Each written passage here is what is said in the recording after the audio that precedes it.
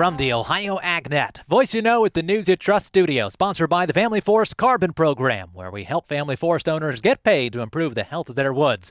I'm Joel Norwood.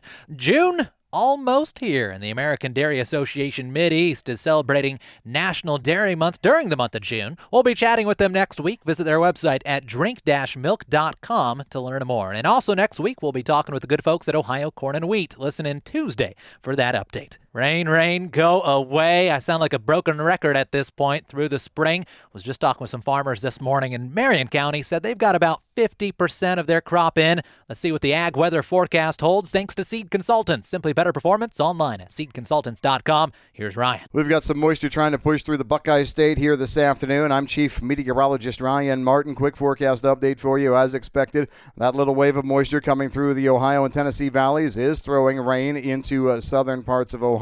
That's going to linger right on into sunset. And then right about that time, we start to see that low coming through Michigan, working its way down in, hit and miss scattered showers over northern and central parts of Ohio. All told, we can still see anywhere from a few hundreds to probably half or three-quarters of an inch of moisture before the day is done today. We do dry down everywhere for tomorrow, and then Sunday, Monday, Tuesday, Wednesday of next week, all seeing dominant sunshine and excellent drying.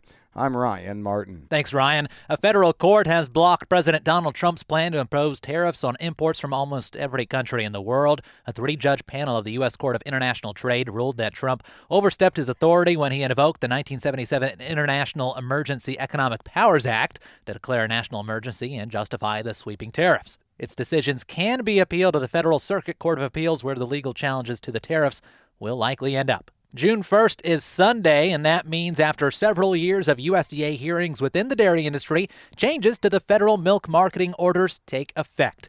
Danny Munch is an economist with the American Farm Bureau, tells us that the federal milk marketing order structure intended to protect farmers. The primary purpose of the federal order system is to set minimum prices milk handlers have to pay dairy farmers for the milk they purchase. This was really meant to avoid any abuse and pricing negotiations with farmers. There are 11 regions in the country with federal orders. USDA calculates minimum prices that farmers receive in each of those. It's intended to support fair payments for their milk regardless of where their products end up. So what changes are included? He says several significant ones. Several of the changes dairy farmers were excited to see included, and that will go into effect on Sunday, are the switch to the higher of Class 3 and Class 4 price formula for the Class 1 fluid milk price. Class 1 differentials have also been raised in most regions, which helps offset costs of transportation and servicing fluid milk markets. We also removed the barrel cheese from the protein formula. Still, though, some unknown factors about long-term impacts. This was a need of the industry to say that the federal milk market order system has been outdated. These formulas need to be updated in order to reflect more accurate market conditions. With all these trade disruptions, supply disruptions going on as well, the total impact might be stunted or sort of covered by some of these bigger market movers. Again, Danny Munch with the American Farm Bureau Federation. In other news, a Missouri appeals court this week has upheld a massive $661 million verdict against Bayer over its weed killer Roundup, glyphosate, its active ingredient. The ruling supports a 2023 jury decision that found Bayer's Monsanto unit liable for causing non-Hodgkin's lymphoma in 4 people. The court slammed Monsanto's handling of glyphosate, calling it reckless and indifferent to consumer health. Bayer argued the trial was unfair and said the damages were excessive and unconstitutional. The company plans to appeal to the U.S. Supreme Court, citing federal labeling law conflicts. The decision comes at a time when the future of glyphosate is increasingly uncertain. It's faced with growing legal challenges, regulatory scrutiny, and shifting public attitudes toward chemical use in agriculture. It is one of the most highly used pesticides in the business. Let's take a quick break. We'll be right back after this for a look at markets.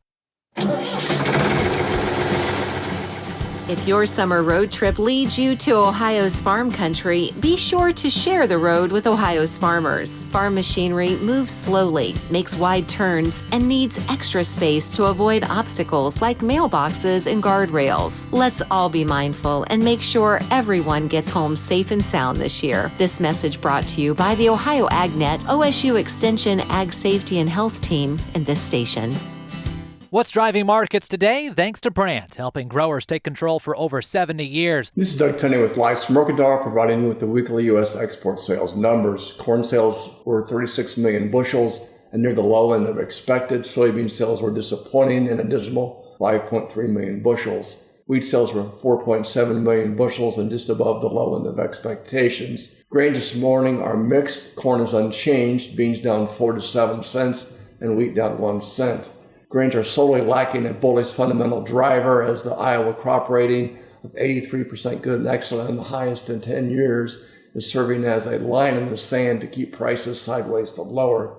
Please visit our website at licensemercantile.com to learn more about our grain marketing program and crop insurance services. Thank you, Doug. The latest from Chicago. July corn up 1/4 penny right now to $4.47 1/4. New crop corn down 2 cents though to $4.39 1/4. July soybeans off 5.5 to $10.46 1/4, while new crop beans down 7.5 to $10.29 3/4. July wheat $5.32 1/2, dropping 1.5 cents at the moment. Markets brought to you by Seed Consultants. Simply better performance online at seedconsultants.com. September feeder cattle up 30 cents to a price of $299.15 per hundredweight. Hogs up by about 50 to 80 cents across the board. This is the Ohio AgNet.